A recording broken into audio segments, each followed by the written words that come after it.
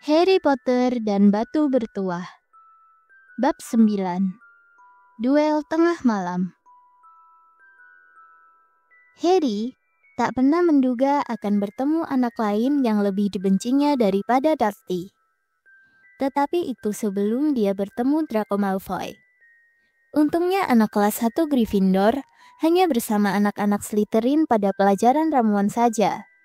Maka mereka tak perlu sering-sering bertemu Malfoy.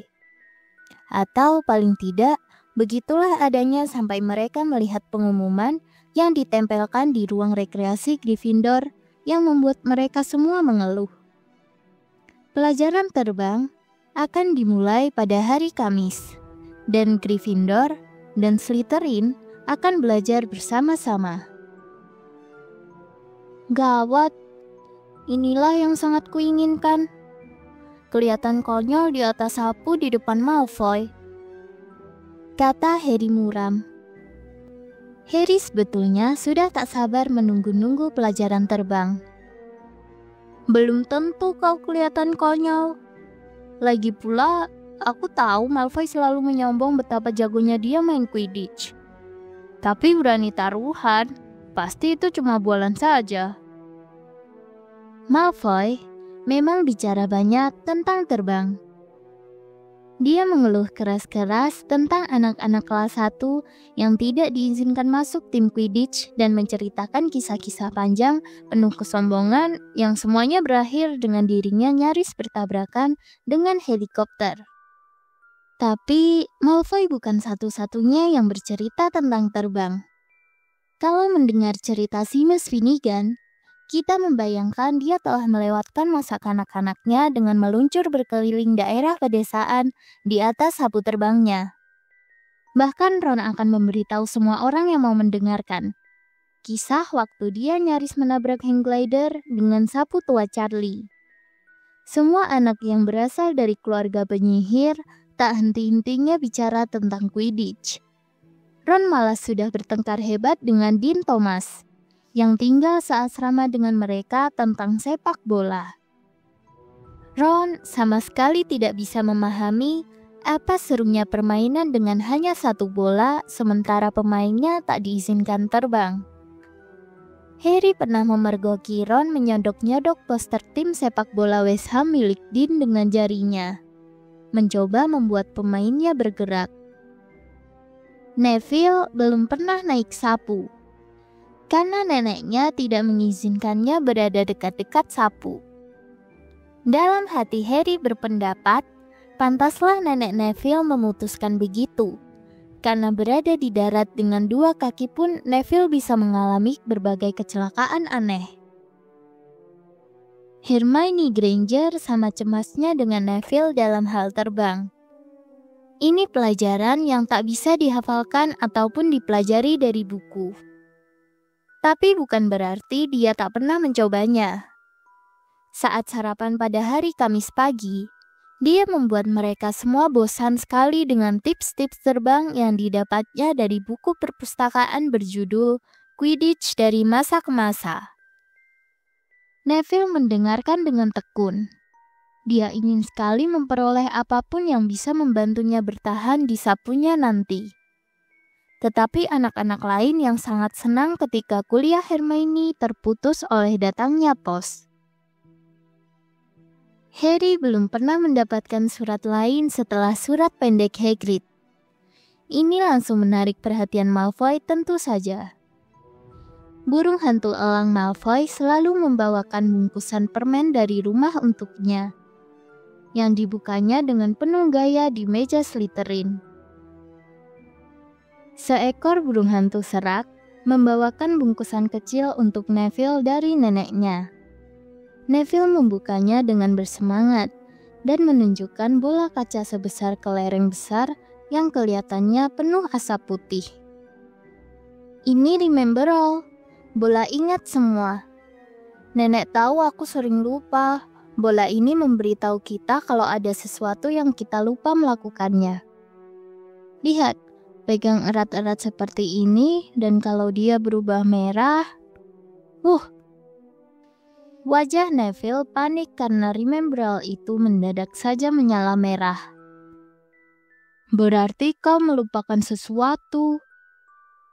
Neville sedang berusaha mengingat apa yang dia lupakan ketika Draco Malfoy yang sedang melewati meja Gryffindor menyambar bola itu dari tangannya. Harry dan Ron langsung melompat bangun. Mereka setengah berharap bisa berkelahi dengan Malfoy.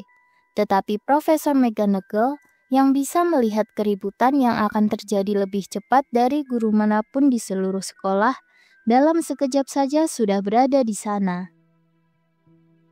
Ada apa? Malfoy mengambil Remembrall saya, Profesor. Sambil merengut, Malfoy cepat-cepat meletakkan kembali Remembrall di atas meja. Cuma lihat saja kok, katanya, lalu ngeloyor pergi, diikuti Crabbe dan Goyle. Pukul 3:30 sore itu, Harry, Ron, dan anak-anak Gryffindor lainnya bergegas menuruni undakan depan menuju halaman untuk ikut pelajaran terbang pertama mereka. Hari itu cerah, dengan angin sepoi-sepoi dan rerumputan bergoyang di kaki mereka. Sementara mereka berjalan melintasi halaman landai menuju lapangan yang berhadapan dengan hutan terlarang, yang pohon-pohonnya melambai menyeramkan dari kejauhan. Anak-anak Slytherin sudah di sana. Begitu juga 20 sapu berderet rapi di atas tanah. Harry sudah pernah mendengar Fred dan George Weasley mengeluhkan sapu-sapu sekolah. Kata mereka, beberapa sapu mulai bergetar jika kau terbang terlalu tinggi, atau ada juga sapu yang selalu agak mengarah ke kiri. Guru mereka, Madam Hughes, datang. Rambutnya pendek kelabu, dengan mata kuning seperti mata elang.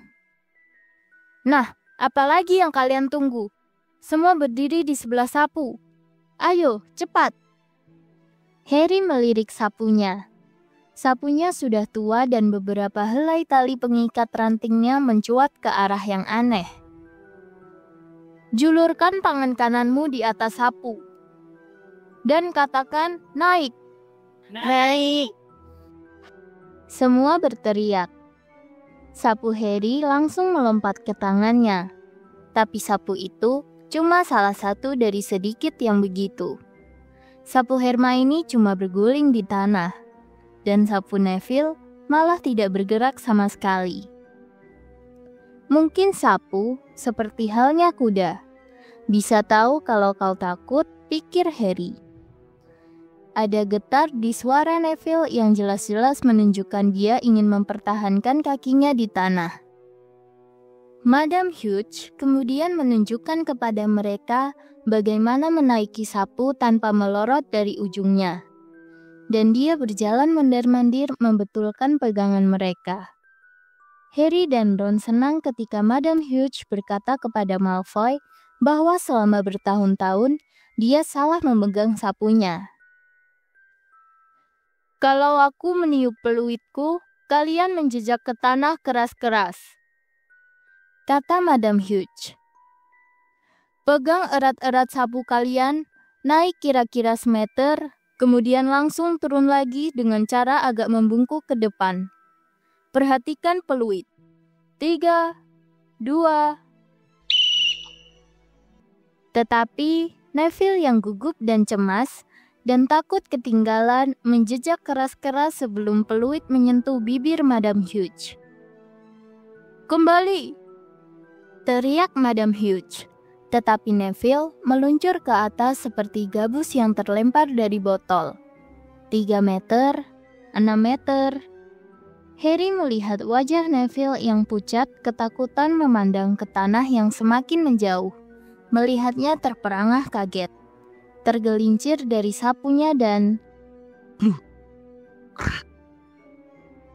Neville jatuh tengkurap di atas rerumputan.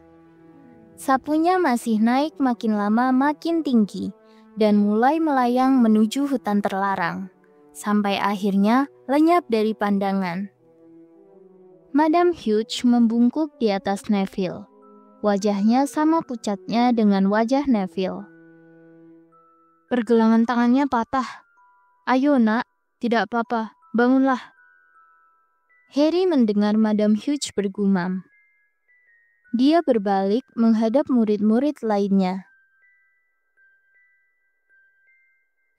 Tak seorang pun dari kalian boleh bergerak sementara aku membawa anak ini ke rumah sakit. Biarkan sapu-sapu itu di tanah. Kalau tidak, kalian akan dikeluarkan dari Hogwarts sebelum kalian sempat mengucapkan Quidditch. Ayo, nak. Neville, wajahnya dibanjiri air mata, memegangi pergelangan tangannya, berjalan terpincang-pincang dalam pelukan Madam Hughes. Begitu mereka mulai menjauh, Malfoy terbahak. Kalian lihat wajahnya yang blow on? Anak-anak Slytherin lainnya ikut tertawa. Diam kau, Malfoy, tukas Parvati Patil. Oh, membela Longbottom. Tak kusangka ternyata kau suka model gemuk cengeng macam begitu, Parvati. Komentar Pansy Parkinson, anak perempuan bertampang galak dari Slytherin. Lihat, bola jelek kiriman nenek si Longbottom, kata Malfoy. Ia melompat ke depan dan menyambar sesuatu dari rerumputan. Remembrall di tangan Malfoy berkilau ditimpa cahaya matahari. Bawa ke sini, Malfoy, kata Harry tenang. Semua berhenti bicara untuk menonton. Malfoy menyeringai menyebalkan. Bawa ke sini, Harry berteriak. Tetapi Malfoy sudah melompat ke atas sapunya dan meluncur naik. Dia tidak bohong. Dia bisa terbang dengan baik. Sambil melayang setinggi dahan-dahan paling atas pohon ek, dia berseru, "Ambil sendiri nih, Potter." Harry menjamret sapunya. "Jangan!" jerit Hermione Granger. "Madam Hughes melarang kita bergerak. Kalian akan menyulitkan kita semua." Harry mengabaikannya. Telinganya berdengung. Dia menaiki sapunya dan menjejak tanah keras-keras, dan dia meluncur naik. Angin menerpa rambutnya, dan jubahnya melambai di belakangnya. Dan Harry bukan main girangnya ketika menyadari dia menemukan sesuatu yang bisa dilakukannya tanpa perlu diajari. Ini mudah, ini luar biasa menyenangkan. Diangkatnya sedikit sapunya untuk membuatnya naik lebih tinggi dan didengarnya peki kaget anak-anak perempuan di bawah dan teriak kekaguman Ron. Dibelokkannya sapunya dengan tajam untuk menghadapi Malfoy di angkasa. Malfoy kelihatan kaget. "Berikan padaku bolanya," kata Harry. "Kalau tidak, kudorong jatuh kau dari sapumu." "Oh ya?" kata Malfoy, berusaha menyeringai, tetapi wajahnya tampak cemas. Harry tahu apa yang harus dilakukannya. Dia membungkuk sedikit dan memegang erat-erat sapunya dengan kedua tangannya, dan sapu itu melesat menuju Malfoy. Nyaris saja Malfoy tertabrak, tetapi dia berhasil menghindar pada saat terakhir. Harry membelok tajam dan memegangi sapunya supaya lebih mantap.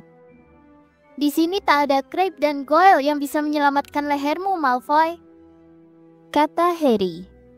Pikiran yang sama rupanya terlintas di benak Malfoy. "Tangkap saja sendiri kalau bisa," teriaknya, dan dilemparkannya bola kaca itu tinggi-tinggi ke angkasa. Lalu Malfoy meluncur turun.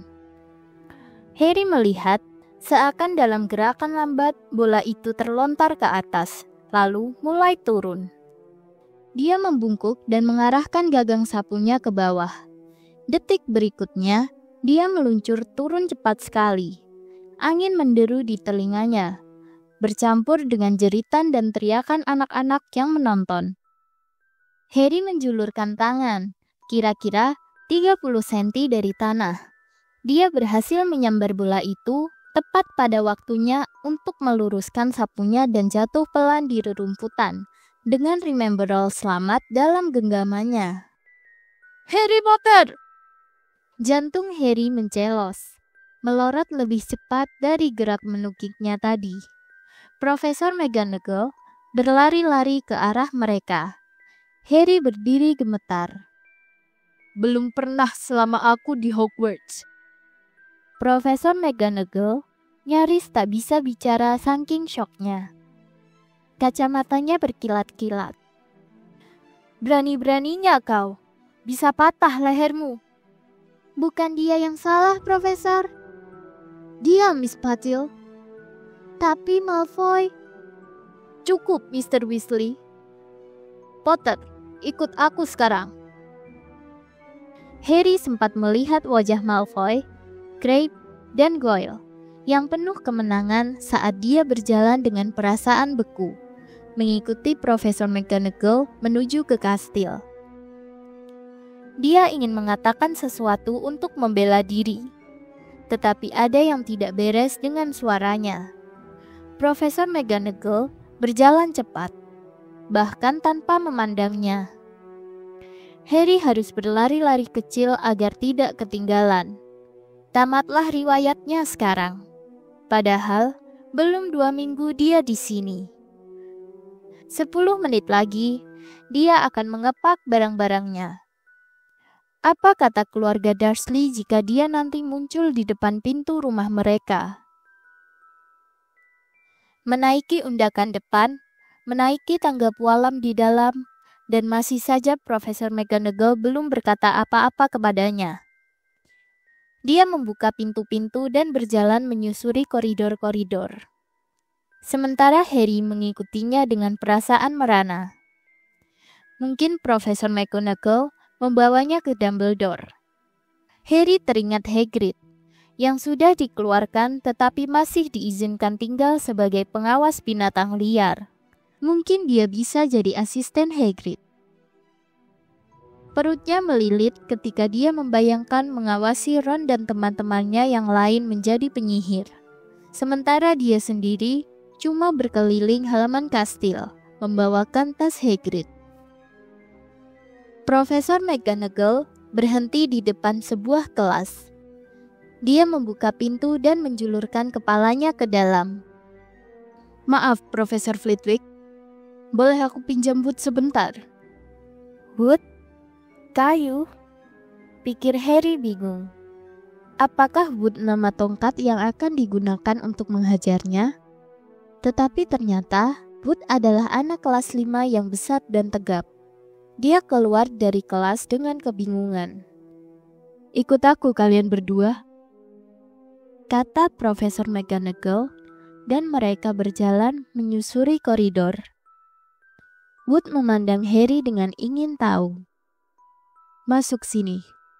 Profesor McGonagall menunjuk ke dalam kelas yang kosong. Di dalamnya hanya ada Peeves yang sedang sibuk menulis kata-kata tidak sopan di papan tulis.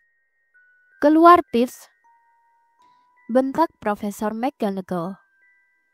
Peeves melemparkan kapurnya ke dalam kaleng yang berkelontangan keras dan dia meleset keluar sambil menyumpah-nyumpah. Profesor McGonagall membanting pintu penutup dan berbalik menghadapi kedua anak itu. Potter, ini Oliver Wood. Wood, aku sudah mendapatkan seeker untukmu. Seeker berarti pencari. Ekspresi Wood berubah dari kebingungan menjadi kegirangan. Anda serius, Profesor? 100%. Anak ini berbakat alam. Belum pernah aku melihat yang seperti ini. Apakah tadi itu untuk pertama kalinya kau naik sapu, Potter? Harry mengangguk dalam diam. Dia sama sekali tidak mengerti apa yang sedang terjadi. Tetapi kelihatannya dia tidak dikeluarkan. Dan sedikit demi sedikit perasaan kembali menghangati kakinya. Dia menangkap benda di tangannya itu setelah menukik 15 meter. Sama sekali tidak luka. Tergores pun tidak. Charlie Weasley saja tidak akan bisa melakukannya. Profesor McGonagall memberitahu Wood.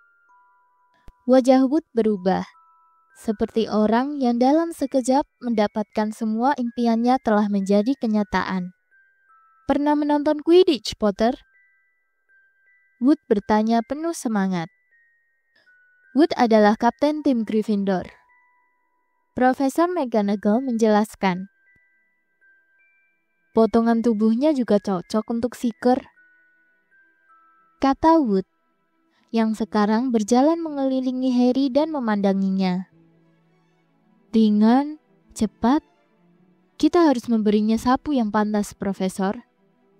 Nimbus 2000 atau sapu bersih 7 saya rasa. Aku akan bicara dengan Dumbledore. Siapa tahu kita bisa melunakkan aturan tentang anak kelas 1 itu. Kita perlu sekali tim yang lebih bagus daripada tahun lalu.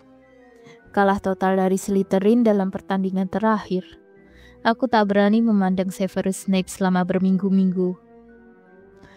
Profesor McGonagall memandang tajam Harry dari atas kacamatanya. Aku ingin dengar kau berlatih keras, Potter. Kalau tidak, mungkin aku akan berubah pikiran. Mungkin kau harus dihukum. Mendadak dia tersenyum. Ayahmu akan bangga sekali. Dia sendiri pemain Quidditch yang hebat, katanya. Kau bergurau. Saat itu mereka sedang makan malam. Harry baru saja selesai bercerita pada Ron apa yang terjadi waktu dia meninggalkan lapangan bersama Profesor McGonagall. Ron sudah hendak menyuap pai daging. Sudah setengah jalan, tapi pai itu terlupakan begitu saja. Seeker? Tetapi anak kelas 1 tidak pernah. Kau pastilah pemain termuda selama seabad ini, kata Harry, lalu menyuapkan pai ke dalam mulutnya. Dia merasa lapar sekali setelah kejadian seru sore ini. Wood bilang padaku. Ron begitu terpana. Dia hanya ternganga menatap Harry. Aku mulai latihan minggu depan, tapi jangan bilang siapa-siapa. Wood ingin merahasiakannya, kata Harry. Fred dan George Weasley muncul di aula. Mereka melihat Harry dan bergegas mendekat. Bagus, Wood bercerita kepada kami. Kami anggota tim juga, sebagai beater, kata George dengan suara pelan. Rupanya mereka berdua pemukul bola. Ku beritahu kau, kita pasti akan memenangkan piala Quidditch tahun ini. Kami belum pernah menang sejak Charlie pergi, tetapi tim tahun ini akan brilian. Kau pastilah hebat, Harry. Wood nyaris melonjak-lonjak ketika dia memberitahu kami. Tapi kami harus pergi. Lee Jordan mengira dia telah menemukan lorong rahasia menuju luar sekolah. Taruhan, pasti yang ditemukannya lorong di belakang patung Gregory si penjilat, yang telah kami temukan pada minggu pertama kami di sini. Sampai ketemu. Baru saja Fred dan George menghilang, muncullah anak lain yang sangat tidak diinginkan. Malfoy, diapit oleh Crabbe dan Goyle. Makan malam terakhir nih, Potter. Kapan kau naik kereta kembali ke dunia Muggle? Kau jauh lebih berani sekarang setelah kembali ke tanah dan berada bersama teman-teman kecilmu, kata Harry tenang. Tentu saja Crabbe dan Goyle sama sekali tidak kecil. Tetapi karena meja tinggi penuh para guru, tak seorang pun dari mereka berdua bisa berbuat lain kecuali mengertakkan buku-buku jari mereka dan merengut. Aku siap menghadapimu sendirian kapan saja, kata Malfoy. Bahkan malam ini juga, kalau kau mau. Duel penyihir. Hanya tongkat tanpa kontak. Kenapa? Belum pernah dengar tentang duel penyihir rupanya. Tentu saja sudah. Aku orang keduanya. Siapa orang keduamu? Kata Ron, berpaling menghadap mereka. Malfoy memandang Crabbe dan Goyle, menilai mereka. Crabbe, tengah malam nanti oke? Kita bertemu di ruang piala ya. Ruang itu tak pernah dikunci. Setelah Malfoy pergi, Ron dan Harry berpandangan. Apa sih duel penyihir itu? Dan apa maksudmu kau menjadi orang keduaku? Tanya Harry.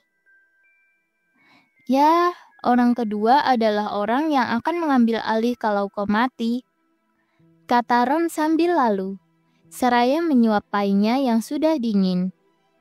Melihat ekspresi wajah Harry, dia cepat-cepat menambahkan, tapi orang hanya mati dalam duel yang sesungguhnya, antara dua penyihir betulan. Paling maksimal yang bisa dilakukan kau dan Malfoy hanyalah saling kirim percikan bunga api. Kalian berdua belum menguasai cukup sihir untuk membuat bencana besar. Lagi pula, berani taruhan sebetulnya dia mengharap kau menolak. Lalu, bagaimana kalau aku melambaikan tongkatku dan tak ada yang terjadi? Lempar saja tongkatmu dan pukul hidungnya. Saran dari Ron. Maaf. Mereka berdua mendongak. Rupanya Hermione Granger. Apa kita tidak bisa makan dengan tenang di sini? Komentar Ron. Hermione tidak mengacuhkannya dan berbicara kepada Harry. Aku tak sengaja mendengar pembicaraanmu dengan Malfoy. Tidak heran. Gumam Ron. Dan kau tidak boleh berkeliaran di sekolah pada malam hari. Pikirkan angka yang akan dikurangi dari Gryffindor kalau kau sampai tertangkap. Dan kau pasti tertangkap. Kau benar-benar egois. Dan itu bukan urusanmu, kata Harry. Selamat tinggal, kata Ron. Ini tak bisa disebut akhir hari yang sempurna, pikir Harry sementara dia terbaring. Lama kemudian, menunggu Dean dan Seamus tertidur. Neville belum kembali dari rumah sakit. Ron telah melewatkan sepanjang malam itu untuk memberinya nasihat. Seperti, jika dia mencoba mengutukmu, sebaiknya kau menghindar saja. Karena aku tak ingat bagaimana cara menangkal kutukan. Kemungkinan besar, mereka akan tertangkap oleh Filch atau Mrs. Norris. Dan Harry merasa dia menghadap keberuntungan yang berlebihan dengan melanggar peraturan sekolah lainnya hari ini. Tetapi di lain pihak, wajah Malfoy yang penuh ejekan terus-menerus muncul dari kegelapan. Ini kesempatan besar baginya untuk berhadapan langsung dengan Malfoy. Mana mungkin dilewatkan? 11:30, lebih baik kita berangkat sekarang. Akhirnya, Ron bergumam. Mereka memakai baju luar, mengambil tongkat, dan mengendap-endap menyeberangi ruang menara. Menuruni tangga spiral, menuju ke ruang rekreasi Gryffindor.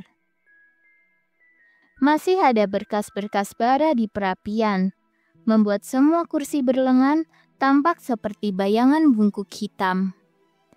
Mereka sudah hampir mencapai lubang lukisan ketika mendengar suara dari kursi yang berada di paling dekat. Aku tak percaya kau akan berbuat begitu, Harry.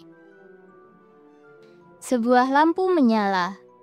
Rupanya Hermione Granger, memakai gaun tidur merah jambu dengan kening berkerut. Kau, tidur lagi sana, kata Ron gusar. Hampir saja ku beritahu kakakmu, Percy. Dia prefek, dia akan menghentikan ini. Hermione balas membentak. Harry heran sekali ada orang yang begitu mau ikut campur urusan orang lain. Ayo, ajaknya kepada Ron. Dia mendorong lukisan Nyonya Gemuk dan turun melalui lubang. Hermione tak mau menyerah begitu mudah. Dia mengikuti Ron melewati lubang lukisan, mendesis kepada mereka seperti angsa marah. Tidakkah kalian peduli pada Gryffindor? Apakah kalian cuma peduli pada diri sendiri? Aku tak ingin Slytherin memenangkan piala asrama, dan kalian akan membuat semua angka yang kudapat dari Profesor McGonagall karena tahu tentang mantra pertukaran hilang percuma. Pergi sana. Baiklah, tetapi sudah kuperingatkan kalian. Ingat saja apa yang kukatakan kalau kalian ada di kereta api yang akan membawa kalian pulang besok. Kalian ini sungguh... Tetapi mereka tak sempat tahu apa yang akan dikeluhkan Hermione. Hermione sudah berbalik menghadap ke lukisan Nyonya Gemuk untuk kembali ke dalam. Tetapi ternyata dia menghadapi kanvas kosong. Si Nyonya Gemuk sedang mengadakan kunjungan tengah malam dan Hermione terkunci.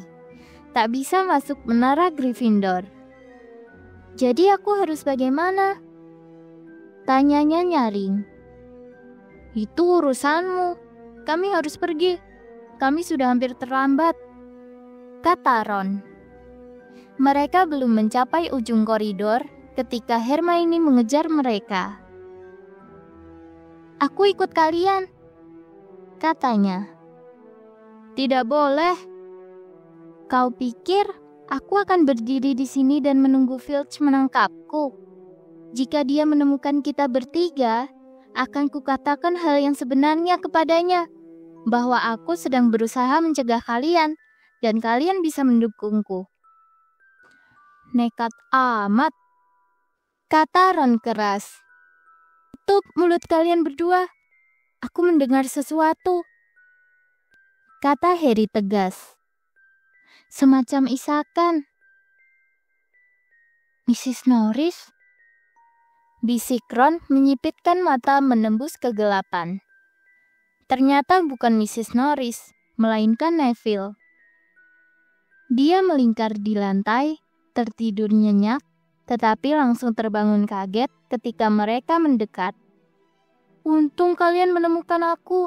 Sudah berjam-jam aku di luar sini. Aku tak ingat kata kunci baru untuk masuk kamar. Pelan-pelan ngomongnya, Neville. Kata kuncinya moncong babi. Tapi itu tak bisa membantumu sekarang. Si Nyonya Gemuk entah sedang kemana. Bagaimana tanganmu? Tanya Harry. Sudah sembuh, kata Neville menunjukkan kedua tangannya. Madame Pomfrey membetulkannya dalam waktu semenit. Bagus. Nah, begini Neville, kami harus pergi. Sampai ketemu nanti. Jangan tinggalkan aku, kata Neville buru-buru berdiri. Aku tak mau sendirian di sini. Si Baron berdarah sudah lewat 2 kali. Ron melihat arlojinya dan memandang marah pada Hermione dan Neville. Kalau salah satu dari kami tertangkap, aku akan kerja keras untuk menguasai kutukan bogis yang diceritakan Quirrell kepada kita, dan menggunakannya kepada kalian. Hermione membuka mulutnya, mungkin untuk memberitahu Ron bagaimana persisnya menggunakan kutukan bogis. Tetapi Harry mendesis, menyuruhnya diam dan memberi isyarat agar mereka semua maju mengikutinya. Mereka menyelinap sepanjang koridor-koridor yang disinari leret-leret sinar bulan yang masuk lewat jendela-jendela tinggi. Di setiap belokan, Harry mengira akan bertemu Filch atau Mrs. Norris. Tetapi mereka beruntung. Mereka bergegas menaiki tangga ke lantai 3 dan berjingkat-jingkat ke ruang piala. Malfoy dan Crabbe belum ada di sana.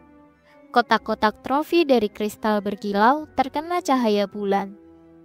Piala, tameng, plakat, dan patung-patung emas dan perak menyirap dalam kegelapan. Mereka berjingkat sepanjang dinding. Mata mereka menatap pintu di kedua ujung ruangan. Harry mengeluarkan tongkatnya, siapa tahu Malfoy melompat masuk dan langsung menyerang. Menit demi menit berlalu. Dia terlambat, mungkin tidak berani datang, bisik Ron. Kemudian bunyi di ruang sebelah membuat mereka terlonjak. Harry baru mengangkat tongkatnya ketika mereka mendengar ada orang bicara. Dan orang itu bukan Malfoy. Henduslah kucing manis. Mereka mungkin sembunyi di sudut. Itu suara Filch yang bicara kepada Mrs. Norris. Ketakutan, Harry melambai-lambai panik kepada 3 temannya untuk mengikutinya secepat mungkin. Mereka mengendap-endap menuju pintu, menjauh dari suara Filch. Jubah Neville baru saja lenyap. Begitu ia membelok di sudut, ketika mereka mendengar Filch masuk ke ruang piala. Mereka ada di dalam sini. Anak-anak mendengar Filch bergumam. Mungkin sembunyi. Kesini. Harry berseru tanpa suara. Dan dengan ketakutan, mereka merayap menyusuri galeri penuh baju zirah. Mereka bisa mendengar Filch semakin dekat. Mendadak Neville memekik ketakutan dan berlari. Dia tersandung, memeluk pinggang Ron, dan keduanya menjatuhi seperangkat baju zirah. Bunyi gedubrakan dan kelontangan cukup untuk membangunkan seluruh sekolah. Lari! Harry berteriak, dan keempatnya meleset ke ujung galeri. Tanpa menoleh ke belakang untuk melihat apakah Filch masih mengikuti mereka.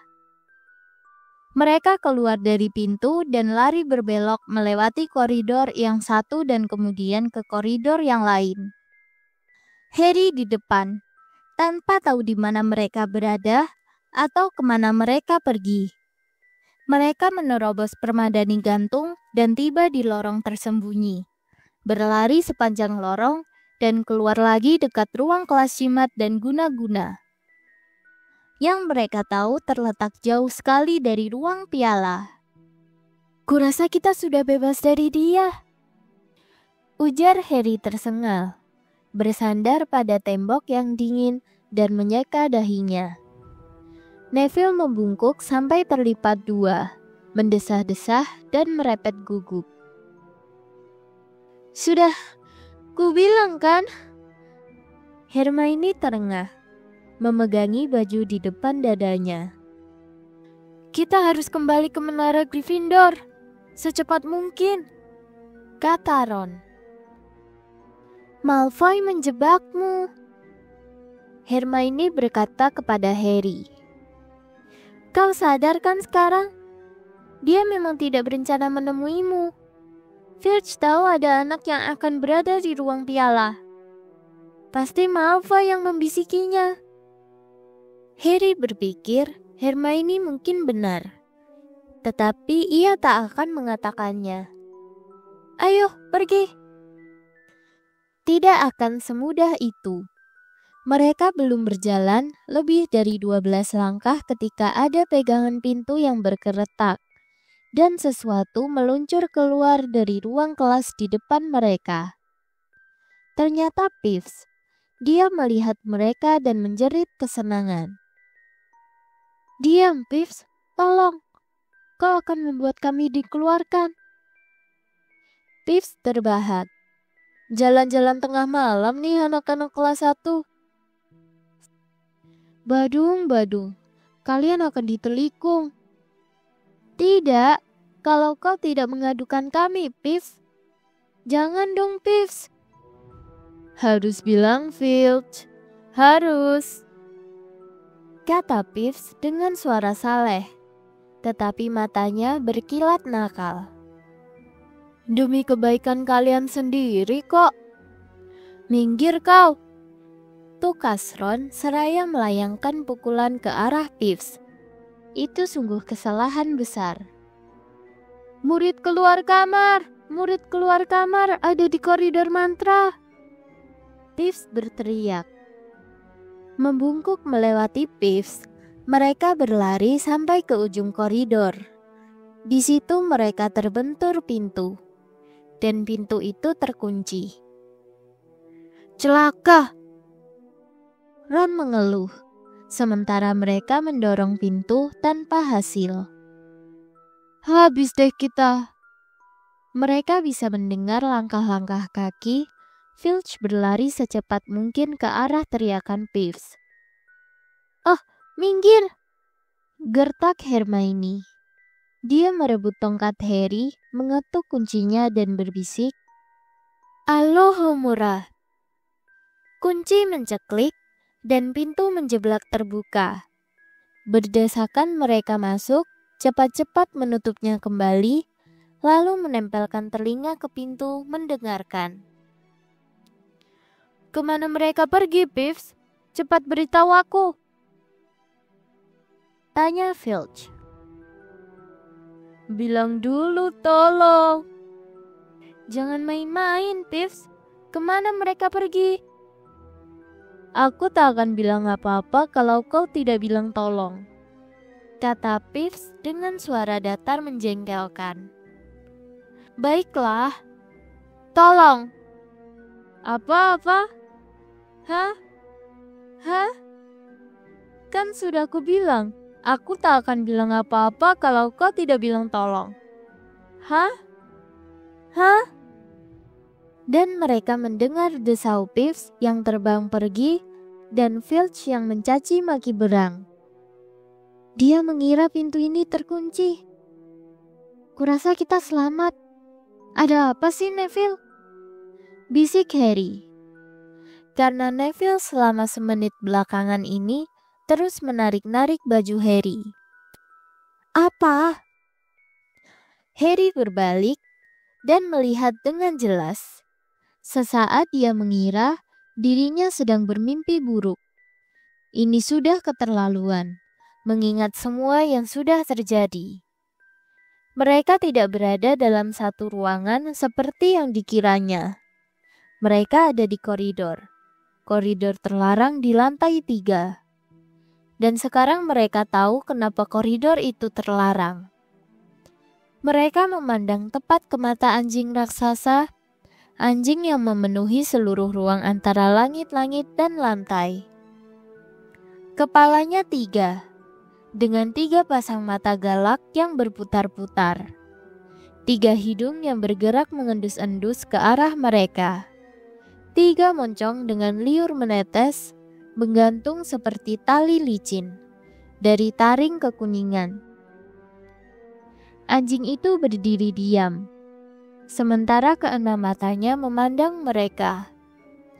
Dan Harry tahu satu-satunya alasan kenapa mereka belum mati adalah karena kemunculan mereka yang begitu mendadak telah mengejutkan si anjing. Tetapi dengan cepat, si anjing mengatasi keterkejutannya. Itu sudah jelas dari geram-geramannya yang mengerikan itu. Harry meraih pegangan pintu. Antara Filch dan Maud, dia lebih memilih Filch. Mereka ambruk ke belakang. Harry membanting pintu menutup dan mereka berlari. Hampir terbang malah. Kembali menyusuri koridor ke arah berlawanan. Filch pasti sudah buru-buru pergi mencari mereka ke tempat lain, karena mereka tidak melihatnya di mana-mana. Tetapi mereka tak peduli. Yang mereka inginkan hanyalah membuat jarak sebesar mungkin antara mereka dan monster itu. Mereka tidak berhenti berlari sampai tiba di depan lukisan Nyonya Gemuk di lantai 7. "Dari mana saja kalian ini?" tanya si Nyonya, memandang baju tidur mereka yang merosot ke bahu dan wajah mereka yang merah berkeringat. "Kau tak perlu tahu, moncong babi, kata Harry tersengal. Dan lukisan itu mengayun ke depan. Mereka berebut masuk ke ruang rekreasi dan ambruk di kursi berlengan. Perlu beberapa saat sebelum mereka bisa berkata sesuatu. Neville bahkan kelihatannya tidak akan bicara lagi selamanya. "Apa maksud mereka mengunci binatang semacam itu di dalam sekolah?" kata Ron akhirnya. Hermione sudah mendapatkan kembali napas dan kegalakannya. "Kalian ini tidak ada yang memakai mata kalian ya? Apa kalian tidak melihat dia berdiri di mana?" bentaknya. Lantai, Harry menebak. Aku tidak melihat kakinya. Aku terlalu sibuk dengan kepalanya. Bukan lantai. Anjing tadi berdiri di atas pintu jebakan. Jelas dia menjaga sesuatu. Hermione berdiri, membelalak kepada mereka. Kuharap kalian sekarang puas. Kita semua bisa mati. Atau lebih parah lagi dikeluarkan. Nah, sekarang kalau tidak keberatan, aku akan tidur. Ron melongo memandangnya. Tidak, kami tidak keberatan. Kau pikir kami memaksa kau ikut? Katanya. Tetapi Hermione telah memberi Harry sesuatu yang lain untuk dipikirkan ketika dia naik kembali ke tempat tidurnya. Anjing itu menjaga sesuatu. Apa yang dikatakan Hagrid? Gringotts adalah tempat paling aman di dunia kalau kau mau menyembunyikan sesuatu. Kecuali mungkin Hogwarts. Kelihatannya Harry sudah menemukan di mana bungkusan kecil kumal dari ruangan besi 713 itu berada.